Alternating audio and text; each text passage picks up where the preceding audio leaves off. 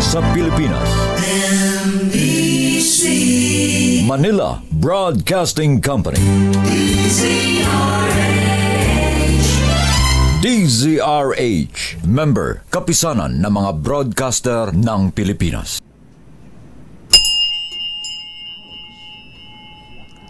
Lakas ba? Lakas kalembang. Oras sa Konsehal Father Saldi Fambabaer, alas 4:07. Uy! Nakapag-break ka na ba? Nakapag-relax ka na ba? Saan ka man nagtatrabaho, mapa-opisina man o work from home o mula mismo sa pwesto, sasabayan namin ang break time mo. Sasabayan namin ng mga balita at komentaryo, mga panayam ng mga taong viral ngayon. DZRH Break Time!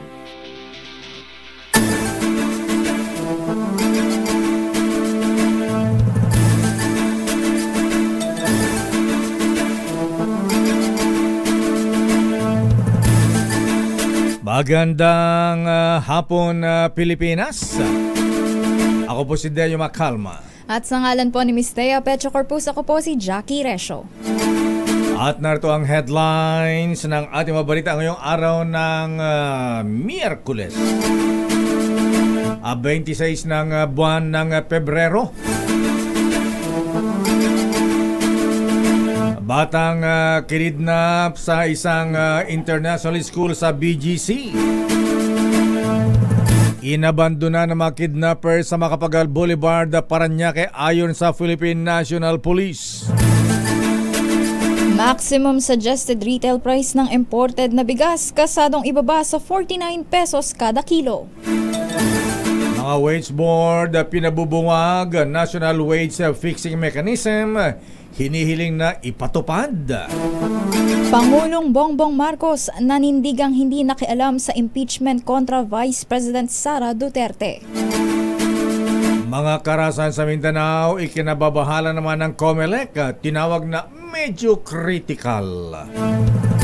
Naglipa ng Chinese spies sa Pilipinas, nakababahala, nakagagalit at makapal ang muka, ayon kay Senator Risa Hontiveros. Philippine National Police umalma sa mga violation of privacy sa pagdaan ng convoy sa EDSA busway. Kaligtasan at ayuda sa mga lolo at lola, tiniyak ni Pangulong Bongbong Marcos sa Expanded Centenarians Act. Isang lola sinaksak at napatay ng kanyang sariling apo sa Bacolod City. Ano ba yan? Mga kabahayan sa Guadalupe Viejo, Makati City, nasunog, isa patay, 2 sugatan. At merong nangyaring lindol. Magnitude 6.1 na lindol na sapol ang isla sa Sulawesi, Indonesia. Kala ko dito na sa atin. At ngayon sa detalye ng ating mga balita. Ibababa pa sa 49 pesos kada kilo ang maximum suggested retail price ng imported na bigas. Ayon kay Agriculture Secretary Francis Chu Laurel, ito ang unang pagkakataon na baba sa 50 pesos kada kilo ang presyo ng bigas. Pero niliwanag ng kalihim na ang nasabing halaga ay hindi pa iralin sa buong Pilipinas. Bakit? Sinabi nila Aurel na 49 pesos per kilo ang imported rice ay ililimita lamang sa mga piling lugar sa Metro Manila at iba pang urban centers. Bakit hindi pre-preho? Secretary Laurel. Handa naman ang Department of Agriculture na tulungan ang mga magsasaka sa Nueva Ecija at Pangasinan na nalulugi dahil sa overproduction ng kamatis. Kasunod ito ng napaulat na itinatapon na lang ang mga sobrang supply ng kamatis dahil binabarat umano ang mga magsasaka sa farm gate price na 4 pesos per kilo. Ayon kay DA spokesperson Assistant Secretary Arnel de Mesa, kinakailangan lamang makipag-ugnayan ng mga ito sa Municipal Agri at Regional Field Office Office para matulungan sa market linkage. Sa pamamagitan nito ay maaaring mahanapan ang mga magsasaka ng palengke na pagbabagsakan ng sobrang kamatis o kaya naman ay maibenta ang mga ito sa mga kadiwa. Kasunod nito, tiniyak naman ni De Mesa na patuloy ang pagsisikap ng DA para maitayo na ang mga cold storage na makatutulong para maiwasan ang mga nasasayang na agri-commodities. Samantala, kinakalampag na ang Kongresong kailan magsasagawa ng inventaryo sa mga nasamsam na produkto lalo na sa mga accessible goods katulad na lamang ng sigarilyo. Ayon kay Albay Congressman Joey Salceda, ito ang kanyang rekomendasyon kasabay ang papuri sa mga opisyal ng Bureau of Customs matapos mahuli ang mga nasa likod ng resale kung muling pagbebenta sana ng mga smuggled cigarettes na nagkakahalaga ng 270 million pesos na nasamsam nila sa isang operasyon. Ayon kay Salceda, hindi tamang itago ng matagal ang mga nasamsam na produkto para gawing ebidensya. Ayon kay Salceda, dapat lang magpatupad ng inventaryo dahil sa kanyang pagkakaalam, bilyong piso halaga ng mga sigarilyo at iba pang accessible goods ang nasa bodega ng pamahalaan. Samantala, dapat buwagin na ang wage board at isulong ang pagkakaroon ng National Wage Fixing Mechanism. Yan ang nakikitang solusyon ni Attorney Luke Espiritu para matulungan ang bawat manggagawang Pilipino na kinakapos sa kita. Sa Bakit Ikaw series ng DZRH para sa midterm elections, binigyang diin ng tumatakbong senador na parte ng problema sa pagkakaroon ng mababang sahod ay ang wage board at dapat umanong tanggalin na ito para makatanggap ng nakabubuhay na sahod ang bawat Pilipino. Narito ang bahagi ng panayam kay Attorney Luke Espiritu. Nako, kailangan buwagoy na yung mga wage board na yan. Bakit? Yan ang part of the problem yan eh. Kaya nga naging below the poverty threshold eh. Dahil yan sa mga regional wage board, tingnan mo na mga achievement yan. Pagyayabang ba nila yan? For 30 years na nandyan sila, na sila ang wage determination mechanism sa ating bansa. Bumagsak ng todo ang sweldo ng mga manggagawa. Below the poverty threshold, yan ba ay source of pride? Nakakaya yung regional wage board na yun. Dahil dapat yan buwagin. Dapat magkaroon tayo ng national wage fixing mechanism. Buwagin ang mga provincial rates. At dapat ding alisin sa bansa ang manulinta at estapador ng mga manpower agency at ito ang hiling umungkay naman ni Attorney Luke Espiritu sa panayam ng Bakit Ikaw di DZRH job interview. Ayon kay Attorney Espiritu, walang silbi sa ekonomiya at produksyon ang mga manpower agencies kung saan 80 to 90% ng mga manggagawang kontraktual ay nasa ilalim ng manpower agency. Narito ang senatorial candidate na si Attorney Luke Espiritu. Majority dito like 80 to 90% ay kontraktual. Mga manpower agency kuno ang kanilang employer. Mga manpower agency na simpleng mga linta, walang silbi sa ekonomiya, walang silbi sa produksyon. Matagal nang mainit ang aking dugo sa mga manpower agency. Alam nyo ba, Lakay, ang mga manpower agency, Opo. mga estapador yan Samantala, walang balak si Senate President Cheese Escudero na mag-request ng special session kay Pangulong Bongbong Marcos para sa impeachment. Alinsunod ito sa kanyang katuwiran na ang special session ay para lamang sa pag-apriba ng isang panukalang batas. Ayon kay Escudero, hindi maituturing na urgent legislation ang impeachment trial kay Vice President Sara Duterte. Nanindigan din ito na sa 20th Congress nasisimula ng paglilitis at kung hindi anya, madidiskaril ang kanilang timeline matatapos na agad umano ito sa buwan ng Oktubre. Samantala, hindi raw nakialam at hindi makikialam sa impeachment process laban kay Vice President Sara Duterte Carpio. Ayon sa Pangulong Ferdinand Bongbong Marcos, hindi rin siya magpapatawag ng special session na ang ibig sabihin inirerespeto niya ang tungkulin ng Senado bilang impeachment court. Ayon kay One Rider Party List Congressman Rods Gutierrez, ang responsibilidad ng pag-convene bilang impeachment court ay nakasalalay sa Senado. Ayon naman kay Isabel Maria Zamora ng San Juan, base sa mandato sa ilalim ng konstitusyon, isa na impeachment court ang Senado kahit sa panahon pa ng recess at hindi na kinakailangan ng Pangulo ang isang special session. Sabi ni Zamora, pinagtibay din ito sa desisyon ni Pangulong Marcos na hindi makailam dahil sa prinsipyo ng separation of powers sa mga sangay ng pamahalaan. Nababahala naman ngayon ang COMELEC sa pagtaas ng election-related violence sa ilang lugar sa Mindanao dahil sa ilang kandidato at mga bata na nadadamay sa karahasan. Sa kapihan sa Manila Bay Forum, sinabi ni COMELEC Chairman George Garcia na humiling na sila ng pagpupulong sa Philippine National Police para magbalangkas ng solusyon hinggil dito. Ayon kay Garcia, partikular na naiulat ang mga karahasan sa Cotabato City at Maguindanao del Sur na tinatawag niyang medyo critical. Isa sa pinakahuling insidente ang pamamaril kay Omar Samama, isang re-electionist para sa pagkabisi alkalde ng Dato Piang, Maguindanao del Sur.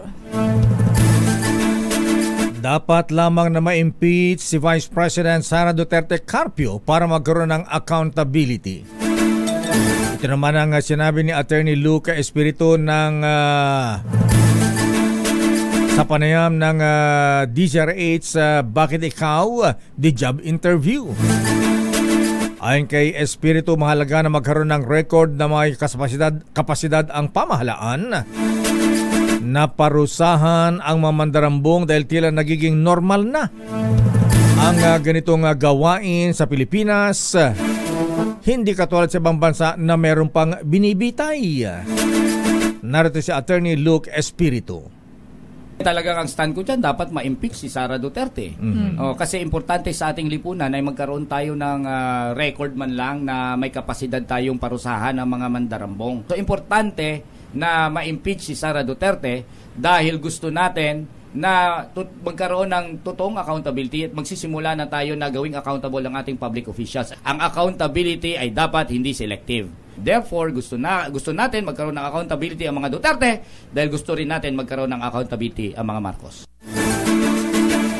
Sa iba pang balita, nakababahala, nakagagalit at ang kakapal ng mukha.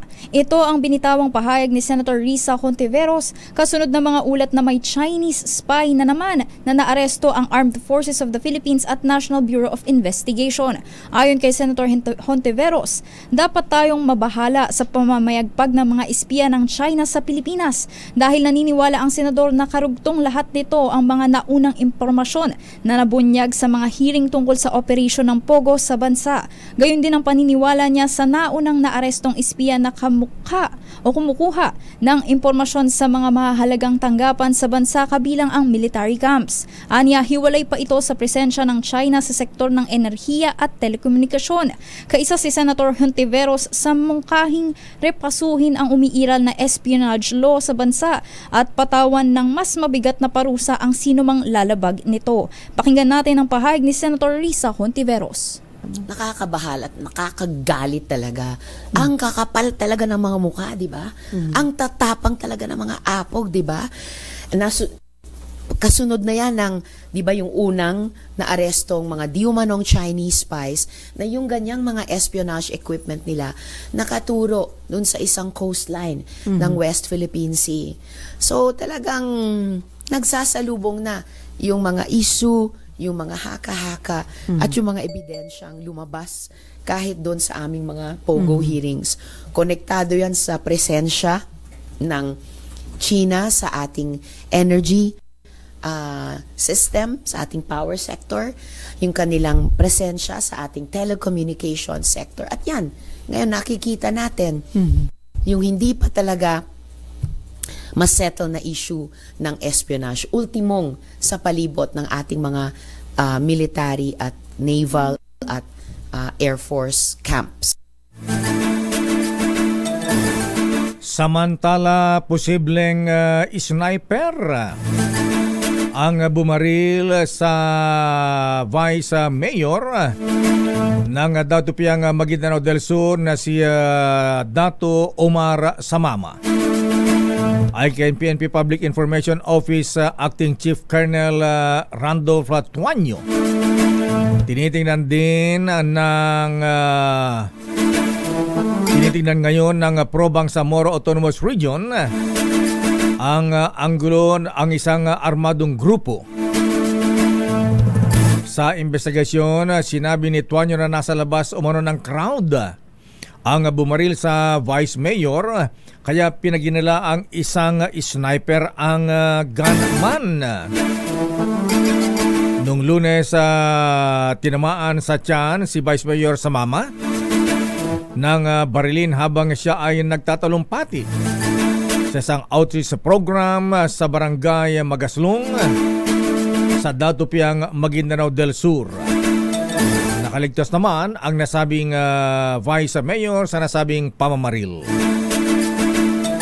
Samantala, inalmahan ng pambansang pulisya ang tinawag nitong violation ng privacy matapos isa publiko ng Department of Transportation ang detalye ng hinarang na convoy sa EDSA busway kagabi. Sa pulong balitaan sa Campo Crame, iginiit ni PNP Public Information Chief Police Colonel Randolph Tuanyo na hindi kailangang ipangalandakan ng plaka at pangalan ng mga nahuli. Paliwanag ni Tuanyo, moving violation lamang ang nangyari at sapat nang natikitan ang mga sangkot. Ayon din kay PNP Chief Police General Romel Francisco Marbil, administrative lang ang paglabag ng kanyang senior officials na kinakailangang gumamit ng EDSA carousel dahil sa isang security emergency.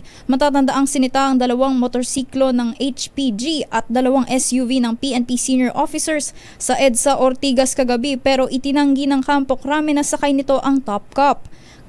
Kakausapin umano ni Marbil ang DOTR Special Action and Intelligence Committee for Transportation o SAIC para malinawan ang guidelines nito sa katulad na mga kaso. Babalikan natin ang pang detalye ng ating mga balita. 14 anyos na estudyante ng British School of Manila sa BGC na kinidnap noong February 20, inabando na kagabi sa isang lugar sa Macapagal Avenue, Parañaque City. Samantala, mga nangyayaring karahasan sa Mindanao, ikinababahala naman ngayon ng COMELEC at isang lola sinaksak at napatay ng kanyang sariling apo sa Bacolod City. Mga kabahayan naman sa Guadalupe, Viejo Makati City, nasunog, isa ang namatay, 2 ang sugatan. Ang detalye ng mabalitang yan sa ating pagbabalik sa ating palatuntunang Break Time. RH Break Time. Oras, Mr. Cesar Lee, Mr. Michael is my guy, Hermana Rosie Sarangaya. Alas 4:25. Ang balitang RH Break Time. Oras, alas 4:30. Pinalaya na ng mga kidnappers ang 14 anyos na estudyante ng isang British School, International School sa BGC na dinukot noong February 20. Ayon kay Police Colonel Randolph Tuanyo, inabandona ng mga kidnappers ang binatilyo na estudyante ng British School of Manila sa Macapagal Avenue, Parañaque City kagabi. At ito ay dinala naman ngayon sa isang ospital sa Bonifacio Global City. Ayon kay Colonel Tuanyo, wala daw ransom na ibinigay ang mga otoridad para pakawalan ang nasambigit na estudyante. Salip ay dahil umano sa intense pressure ng anti-kidnapping group at Armed Forces of the Philippines ay pinalaya ang biktima. Samantala, kabilang sa anggulo ng motibong tinitignan ngayon ng mga otoridad sa pagkidnap sa matang estudyante ay ang pagkakasangkot ng ama ng kidnap victim sa dati operasyon ng illegal na pogo bago ito naging isang big-time e-seller. Ganito ang paliwanag ni Colonel Tuanyo ng PNP. Ang isa sa miyembro ng pamilya ko ay dati pong involved sa business ng Pogo, na kung saan pinag-uusapan ko nila yata yung pagbabayad ng mga hindi mababayarang utang. Pati nga uli yung RHTV, yung video. Ayan, ito ba yung video ng bata? Ha? Ayan, teenager. Yan, nakatalikod, ano, ha? Ayan, malaki Yan na. na ata yung nasa gitna ng lakay. Ayan, yung inabando na sa Macapagal Boulevard. Isa naman ang kumpirmadong patay habang 2 ang sugatan at 8 bahay ang tinupok matapos sumiklab ang malaking sunog sa barangay Guadalupe Viejo sa Makati City. Sa report ng BFP at Red Cross, isang lalaking senior citizen ang nasawi habang nagtamo ng first-degree burn. Ang mga sugatan na isang 21 anyos na lalaki at isang 25 anyos na babae. Paso sa braso at kamay at sugat sa binti. Ang tinamo ng lalaking nasugatan matapos niyang sagipin sa nasusunog na bahay ang kanyang 2 anak na 5 at 7 taong gulang. Ayon sa Bureau of Fire Protection, nagsimula ang sunog sa second floor ng 2 palapag na bahay kaninang 12:36 ng tanghali at agad na itinaas sa ikalawang alarma. Patuloy naman ang investigasyon ng BFP upang malaman ang sanhi ng naturang sunog.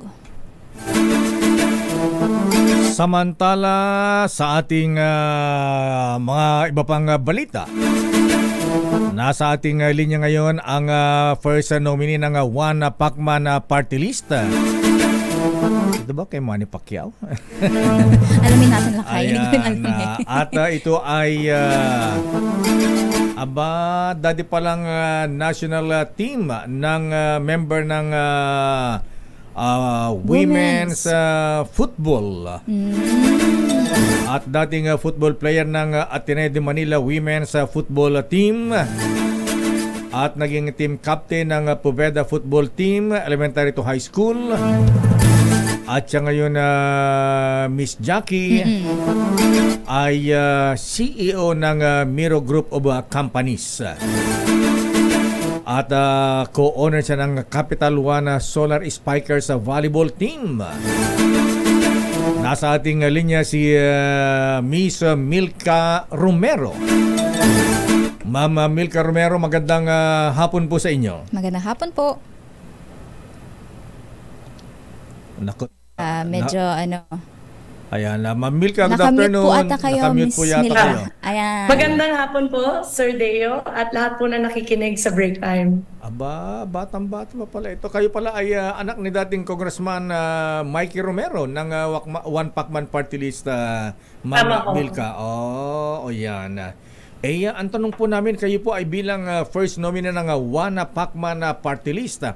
Ano ba ang isinusulong ng inyong party list group? So sa One Pacman Party List po, ang advocacies namin ay sports and youth development. Of course, nakupo po si Congressman Mikey Romero ngayon, and sa susunod na eleksyon, ako pong first nominee, and sa experience ko po, over 12 years of experience in the sports industry, masasabi ko na I would want to uplift our athletes, sa buong Pilipinas po. Ayan, kung gusto yung pagandahin, i-uplift ang kalagayan ng ating mga atleta, ayan, anong mga panukalang batas ang binabalak ninyong gawin para matulungan ang ating mga nasa sports? Of course. So we would want to give professionalism more to our athletes. Siyempre nakikita po natin na sa Olympics magaling tayo at malakas. And the potential to find more athletes on a grassroots levels, hindi lang po sa Manila pero sa buong Pilipinas. Importante po na suportahin natin ang mga atleta, mga bata na makamit ang kanilang pangarap to be professional athletes, or palakasin lang yung mga skills and abilidad nila sa sports. Kulang ba ang ibinibigay ng gobyerno na tulong, suporta sa ating mga athletes? Of course, continuous growth po. The more we call attention in the House of Representatives, the more that we will be able to represent properly our beneficiaries, which are our kids and the youth. No, so definitely more improvement on the budget. Ayan. At kayo po ay CEO pala ng Miro Group of Companies. Ano po ang ginagawa na ano itong kumpanya po ninyo? So, since I was 19, I started my first business, and sa experience po na yun, na-experience ko paano maging small business owner na gusto ko rin tulungan hindi lang sa sports pero sa pangkabuhayan po natin. Job generation rin ang one of the pillars of One Pacman Party List. So with these experiences, like working with different agencies, we'll be able to give sustainable livelihood for our Filipinos. Ayan. O nga pala, ang daddy si Congressman Mikey Romero, bakit hindi na ba siya katakbo? Naka 3 terms na siya? Yes, 9 years na po tayo nakaupo, 3 terms ng One Pacman Party List. Ayan. At anong balak niya ngayon? Tatakbo bang regular congressman o hindi muna, bakasyon muna? Mentor na lang. Mentor na po muna. Mentor na lang. Ayan. Ayun, Lakay, no? Tatanong ko lang din po, nasabi na rin kasi 3 terms na ito nga One Pacman Party List, 9 na taon na pinagkakatiwalaan ng bayan. Ano po ang mga masasabi niyong naging main achievements o yun na itulong natin sa ating mga kababayan? Yes. For the past 9 years po, over 145 laws ay naipasa or ang principal author ni One Pacman Party List. Isa po doon ay ang 4 Ps or ang Pantawid Pampamilya Filipino Program, Eddie Garcia Law po, which is focused on the TV and movie industry wherein we are able to give rules and regulations. So yun po, makakagawa rin for our athletes. So ang experience namin in terms of giving proper rules for different industries and to strengthen the professionalism of athletes, yun po ay one of the first laws that I want to help. Ayan. Curious na ako, Milka. Kumusta ang Congressman Mikey Romero at ang kanyang at inyong lolo? In good terms na ba sila? Of course, definitely there's always room for things to do better, but right now everything is peaceful and we want to focus on our campaign. So ayan. Okay, maraming salamat Milka at good luck sa inyong pagtakbo bilang first nominee ng One Pacman Party List. Thank you. Maraming salamat po. Number 22 po tayo sa balota, One Pacman Party List. Milka Romero, first nominee ng One Pacman Party List. Dating football player at panganay na anak ni Congressman Mikey Romero. Very Lakay, sports advocate ito nga One Pacman Party List. Athletic. Samantala sa iba pang detalye na ating mga balita. Dumepensa ang Philippine National Police sa pagdaan ng mga senior officers ng PNP sa EDSA Busway Ortigas. Ayon kay PNP spokesperson na General Gina Fajardo, may security meeting ang convoy at sa Campo Crame kaya sila nagmamadaling dumaan sa busway. Paliwanag ni General Fajardo na maaring payagang dumaan naman ang mga police officers sa busway, EDSA busway, kung may emergency situation. Ganito ang pagtatanggol, paliwanag ni General Jean Fajardo. Meron naman po doon sa guidelines kapag ang mga PNP officers po ay urgent at emergency in nature ay po pwede naman pong dumaan po. Pero hindi na po nakipagtalo po itong convoy at nakiusap na lamang po na hayaan po munang maihatid po yung ating officer po sa Camp Crame at bumalik po sila para kunin po yung ticket na intended po doon sa kanilang supposed violation. Una rito ay sinabi naman ni Transportation Secretary Vince Dizon na tanging ang 5 pinakamataas opisyal lamang ng bansa ang pinapayagang dumaan sa EDSA busway. Kabilang dito ang Pangulo, Vice Presidente, Senate President, House Speaker at ang Chief Justice. Kahit kung senador ka, Bawal. kahit congressman ka, Bawal. Ayan. Siguro ano na lang, bumbero na lang muna. O kaya ambulance driver. Ayan. Exempted din yan. Ayan. Samantala, pinulong ni Pangulong Ferdinand Marcos Jr. ang mga opisyal ng iba't ibang ahensya para talakayin ang Metro Manila Smart City Infrastructure for Network Resilience Project. Sa sectoral meeting sa Palasyo, sinabi ni Pangulong Bongbong Marcos na layunin ng proyekto na magtayo ng sentralisadong fiber optic network na mag-uugnay sa 17 LGUs sa Metro Manila, MMDA at DICT.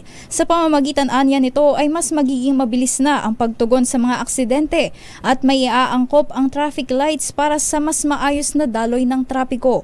Inaasahan ding magiging real-time ang flood monitoring gamit ang mga interconnected CCTVs at mas agarang makararating ang tulong sa oras ng sakuna dahil sa mas epektibong koordinasyon ng lahat ng LGU.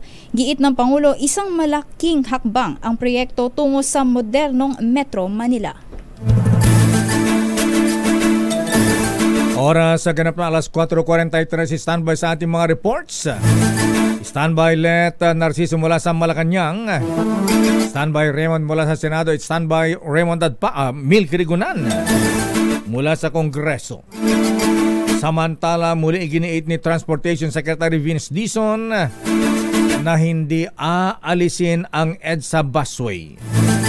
Sa panayam ng DZRH sa 2x2, sinabi nitong paano pa nilang ayusin at pagandahin ang serbisyong na ibibigay ng busway sa mga commuters. Kabilang na rito ang pagtatayo ng mga bagong bridgeway para mas magiging accessible ang mga istasyon nito sa mga pasahero. Narito si DOTR Secretary Vince Dizon. Kailangan paspasan natin, gumawa tayo. Dapat bawat stasyon ng busway dedicated para hindi na sumasabay. Na-imagine ko yung dami ng tao. Grabe ho. So tatlo po yung stasyon na yan, no? Ortigas, Santolan, tsaka Kamuning. No? So diyan po naghahalo. Target naman ng Department of Transportation na maisakatuparan ang partial operability ng Metro Manila Subway. Sa panayam ng DZRH, sinabi ni Secretary Vince Dizon na tututukan nila ang bahagyang pagbubukas ng kauna-unahang subway sa bansa. Narito ang pahayag ni Secretary Vince Dizon.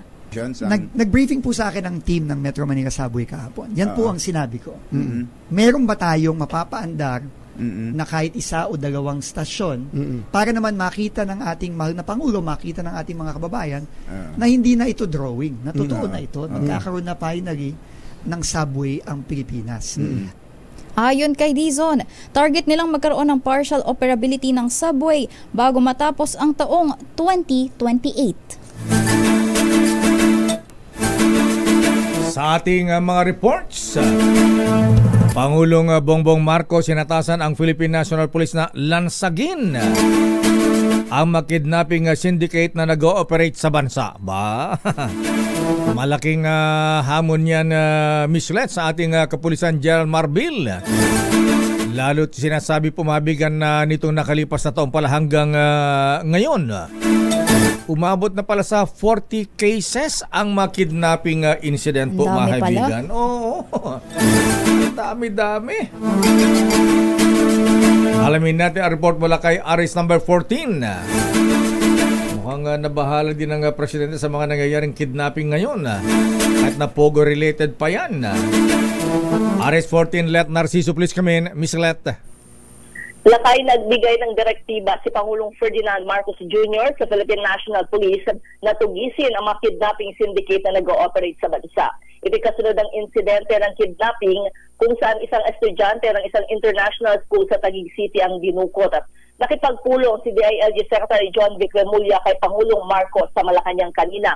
Tiniyak naman ni Remulla na nagdodoble kayod ang PNP para lansagin ang mga sindikato. Ayon sa kalihim, tukoy na ng anti-kidnapping group ng NCRPO at ng buong pwersa ng pulisya ang mga miyembro at kanilang pinagtataguan, kaya positibo silang mahuhuli ang mga ito sa mga susunod na araw. Narito si Secretary Remulla. That's exactly the directive. Kung in full knowledge na, habulin nyo na lahat yan. Kaya rin ang kalihim sa publiko, mayroong angkop na kakayahan at kagamitan ng PNP para habulin ang mga kriminal na ito. Ito si Let Narciso para sa DZRH. Una sa Pilipinas, una sa Pilipino. Yes, Lakay? Dito sa video mo ba, yung ba yung victim, yung nakasalamin, yung naka-green? Hindi. RHCB, balik mo nga yung video natin. Hindi Lakay. Parang ano ata yun. Reporter ata yun Lakay. Reporter. Nagtatanong. Kasi press con yun Lakay. kasi naka-green kanina yung kidnap victim na ipinakita yung picture sa likod Ayan, nakatalikod Ayan. Kuya lang sa press con kanina. Ayan. Okay, so sino daw may alam ba sina Secretary John Vic Remulla kung sino itong mga responsable sa kidnapping? Tukoy na daw nila Lakay. At ang binabanggit ay Chinese group? Ito Lakay, pero may mga kasamang mga Pilipino. Mga scalawags kaya mga ito? Sige. Ang binabanggit Lakay, kung napanood ninyo yung nag-viral na video dati na may Chinese na binaril sa isang kainan, yung isa pang Chinese na may kasamang babae, yun yung kanilang suspect Lakay. Ayan, napalay ko mahuli ito ng PNP dahil alam naman natin yung mga involved dyan mga bodyguards sa Special Action Force pa nga di ba? Naalala mo yung nag-away na staff members na bodyguard nung taga-Pogo dun sa Ayala, Alabang? Oo, Lakay. At may karagdagang detalye sa kanyang report maya-maya si Edniel Lakay. Ayan, alamin natin. Okay, maraming salamat Miss Let. Kaya lang yung bang video na kumalat pinutulang nga ba ng daliri yung kidnap victim? Siya na nga ba yun? Oo, kinumpirma Lakay ni Secretary Remulla yun Lakay kanina sa kanyang press con. Na talagang yung kumalat na video ay totoo yung pinutulan ng daliri yung kidnap victim. Oo, Lakay. Yung kanang hinliliit dun sa dinescribe niya yung daliri sa kanan, hinliliit mula dun sa dulo hanggang gitna yung pagkakaano niya kanina, describe kanina. Ayan, nakita kayong kaputol at pwede ba ibalik yun? Awan naman. Ganong detalye lang kayo. Okay. Sige, alamin natin kay Edniel mamaya. Maraming salamat, Miss Letta. Balik sa inyo, Lakay. Ito nga ay binabanggit mo kanina Lakay, no? Sindikato sa likod ng Pogo-related na kidnapping. May mga kasamang awol na pulis at sundalo. Ang detalye magmumula sa balita ni RH52, Edniel Parosa. Edniel? Tukoy na ng otoridad, Lakay, ang sindikatong nasa likod ditong pagdukot ng mga Chinese national. Dahil nitong 14 anyos na estudyante ng British School of Manila. Ayon kay Interior Secretary John Vic Remulla, mga dating operator din ang Pogo, itong Chinese syndicate na buhay biktima ng sarili nilang mga kalahi. Pero maliban sa mga big boss, ibinunyag ng kalihim na kasama sa grupo ang ilang awol na sundalo at pulis na nagsilbi rin umanong bodyguard noong legal pa ang offshore gaming sa bansa. Pakinggan natin ulit si Secretary Remulla. We are definite na ang perpetrators ay ginamit ang kanilang mga former bodyguards na awol na ngayon sa serbisyo ng AFP at PNP. Awol. So they're no longer in service. So we are sure that the syndicate is still here in the country. Kwento naman ni PNP Anti-Kidnapping Group Director Police Colonel Elmer Ragay, gamit ang kanilang sophisticated equipment ay unang nakita itong isa sang sasakyan sa Bulacan kung saan pinatay ang driver ng kinidnap sa minor de edad. Kahit kasi nakaligtas itong minor de edad ay kinumpirma ng DILG na nasawi naman ang kasama niyang driver na dinukot din itong sindikato. Nataranta umano itong mga salarin dahil malapit na sila noong matunto ng otoridad kaya naiwan din nila sa pagtakas ng ilang ebidensya gaya ng ID at fingerprint. Ito rin daw ang parehong dahilan kung bakit na-pressure ang mga suspect na iwan ng bata sa Parañaque kagabi na hindi naghihintay ng ransom. Pakinggan natin ang hepe ng PNP IKG. Yung other items such as yung PNP uniform na athletic, ginamit po nila na iwan doon. There were duct tapes that were left na pwedeng ma-process, makuna ng fingerprint, DNA samples, and various IDs po na nakuha. ang tinig ng direktor ng PNP Daniel. agency. Yes, Lakay. So mga dating pulis at dating mga sundalo, mga awol is kalawags. Correct, Lakay. Ang binabagit ni Secretary John Vic, dati na silang ginamit o nag-moonlight sa mga pogo. Ngayon, nung binaklas yung pogo dahil doon sa announcement ni Pangulong Bongbong Marcos, kasama tuloy sila doon ngayon sa sindikato ng mga nangingidnap sa mga Chinese national. Ayan, okay. At confirm nga sa kanya yung naputol yung daliri. Yung kaputol ng daliri, Edniel, nakuha ba? May babalik pa kaya? O hindi na nakita? Alam mo, Lakay, kapag tinatanong ang PNP, kagaya kanina si Public Information Chief Police Colonel Randolph Tuanyo, ayaw nilang ibigay yung specifics nung nangyari, bagamat kinonfirm nga ni Secretary John B. Trimulya doon sa kabilang press briefing naman sa Malacanang. Kaya yung specific na nangyari doon sa kaputol na daliri, considering na totoo man, ay hindi natin alam kung saan nakita yung kaputol mismo. Pero yung bata, Lakay, ay nandoon sa isang ospital sa BGC Taguig.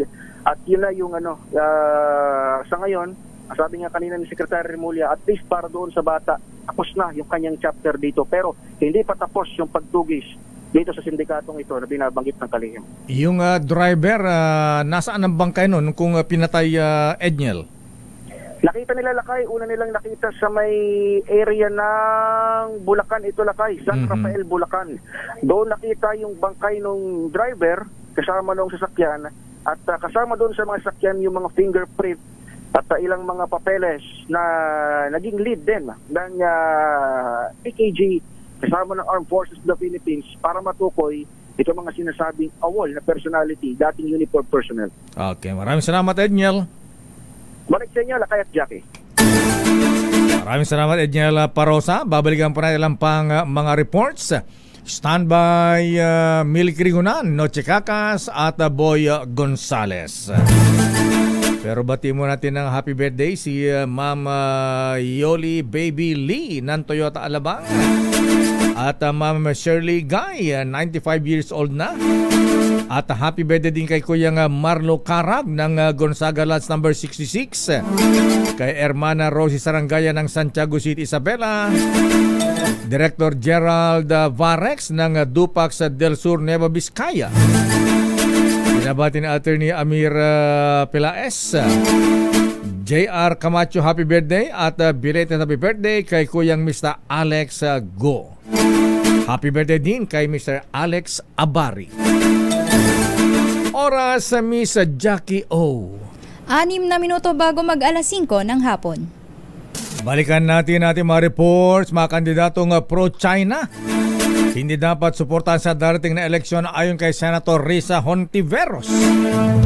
Sino ba sila, Raymond? Raymond Advance, please come in. Raymond.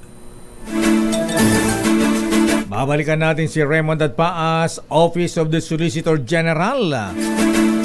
Kakatawan sa Kamara para sagutin ang petisyon sa Korte Suprema ni VP Sara kaugnay sa issue na impeachment.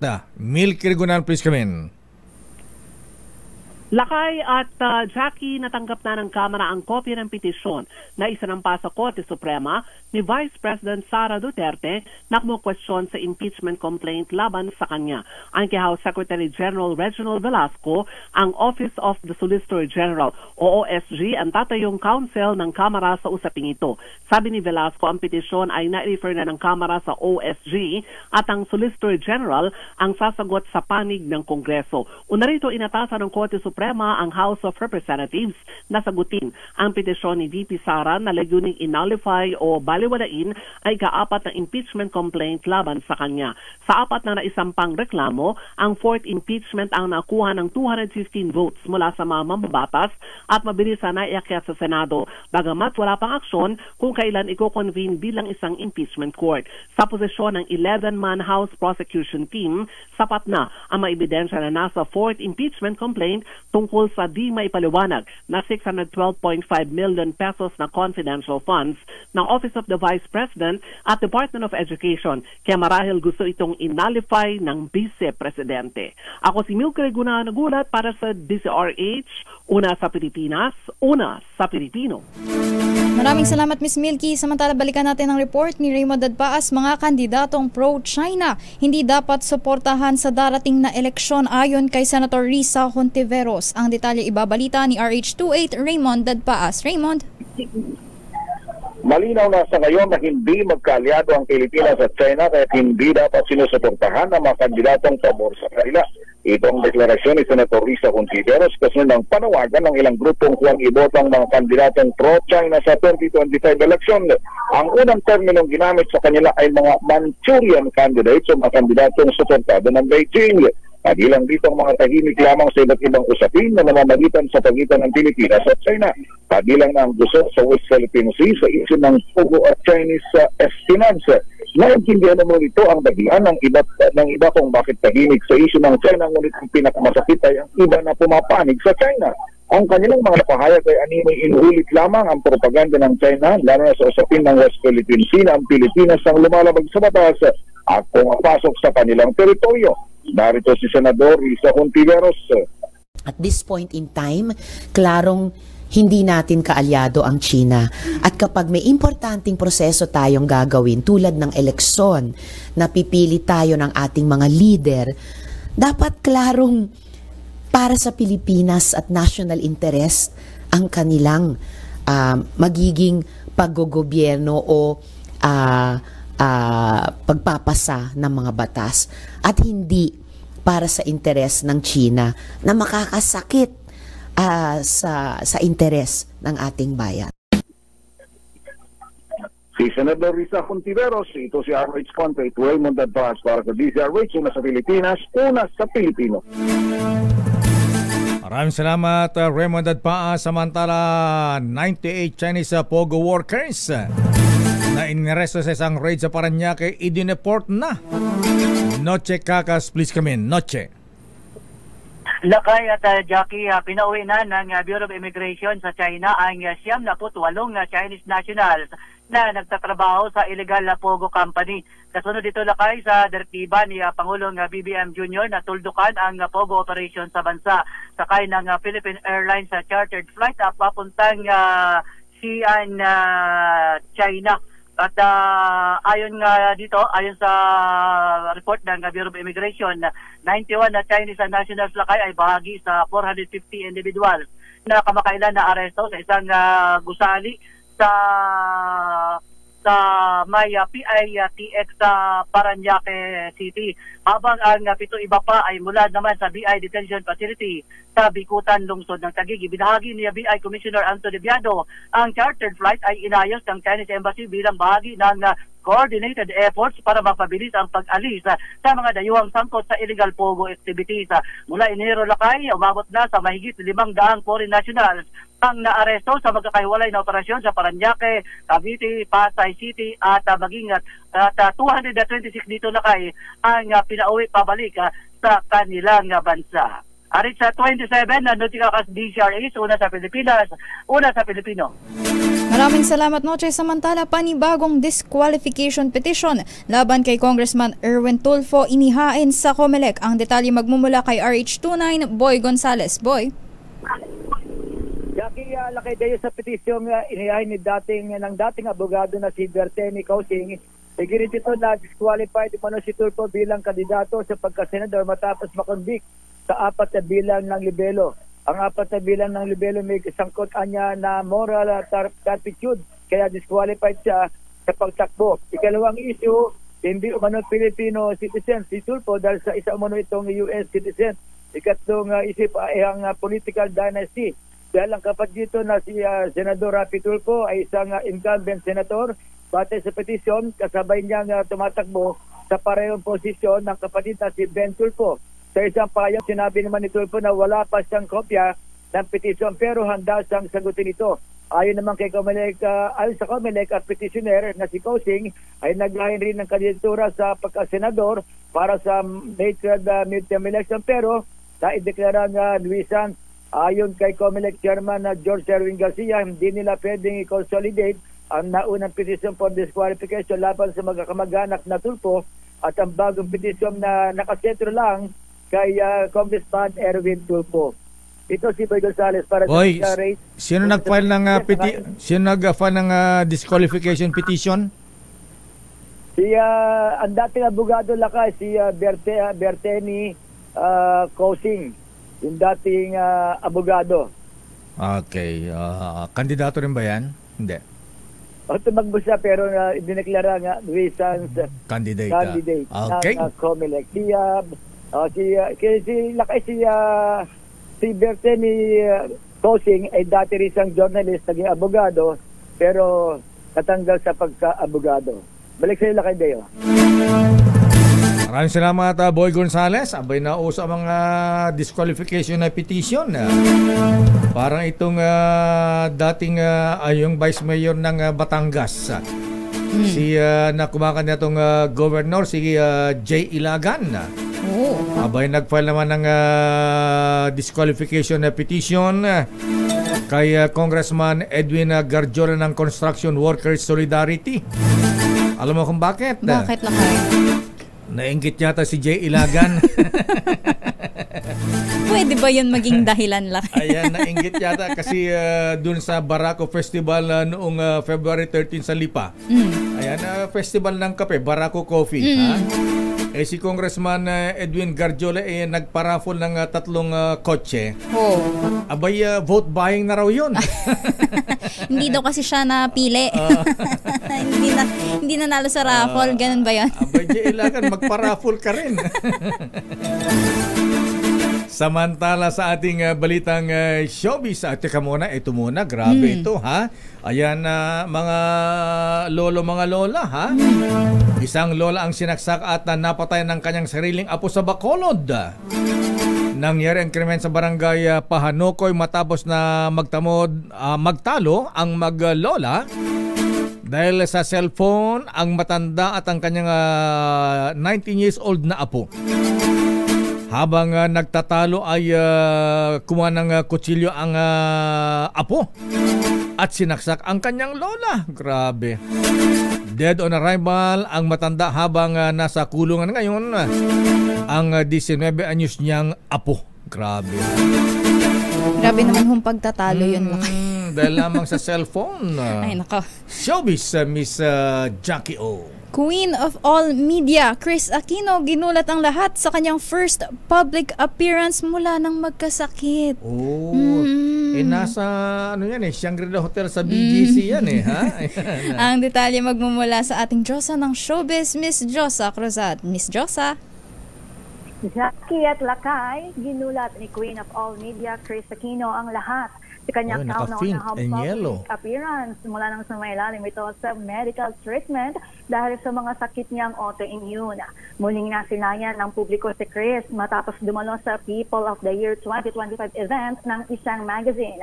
Umattend ang TV host actress sa okasyon para suportahan ang kanyang fashion designer friend na si Michael Leyva na isa sa mga ginawaran ng parangal sa event. Makita sa mga larawan na si Kris ay nakasuot ng pink blazer, yellow shirt at floral skirt. Naka-face mask din si Kris habang nakikipag-usap sa press. Kasama naman ni Kris ang anak na si Bimbi sa nato ng event. Matatandaan na matagal nang nakikipaglaban sa autoimmune diseases mula pa noong 2018 si Kris at lumipad pa Amerika noong 2022 para magpagamot. Bumalik siya ng Pilipinas nito lamang September 2024. Para sa Breaktime Showbiz, yes, Lakay. Nagkabalikan na ba sila ni Mark Lebiste? Kasi split na rin sila nung kanyang doktor na boyfriend, si Dr. Michael, ano apelyado ni Dr. Michael ang Makati Med? Nako, Lakay, base sa Instagram post ni Miss Kris Aquino ay single daw siya at the moment. Walang nagpapatibok ng kanyang puso. Okay, malungkot ang kanyang love life. Okay, maraming salamat, Miss Josa. Balik sa inyo, Lakay at Jackie. At bago tayo magpaalam, Miss Jackie, ayan, nagpaabot tayo ng pakiramay sa pagyaw ni Roberta. Ayan. Roberta Flack. Ayan. American okay. Singer. Medyo naglag ako dun. Simula na buto to. 88 years old, Sister Miss Jackie. Siya nagpasikat na kantang Killing Me Softly. Siya pala yun. At maraming salamat, Mr. Michael Ismaygay. Ang palitan ng dollar ngayon ay 57 pesos and 88 centavos ba? Lumalakas yata ang piso ngayon. Kahapon ay 57.93. At yan ang kabuhan natin palatuntunang break time. Ako po si Deo Macalma. At sa ngalan po ni Miss Dea Petro Corpus, ako po si Jackie Resho. O binabati natin si Dr. Alan Racho, Dr. Miriam Racho at Konsehal Raul Aquino ng Taguig. Susunod na, mga balansyadong balita at Chairman of the Board Henry Uri. At ang favorite ng Chinese Embassy. Ay, wala ata lakay. Wala may sakit ata si Miss Karen O yung... Akala ko nasa Beijing. Akala ko nasa Forbidden City. So kasama niya ay si Henry Uri at Miss Josa Cruzat. Bye-bye! Ang balitang ito ay hatid sa inyo ng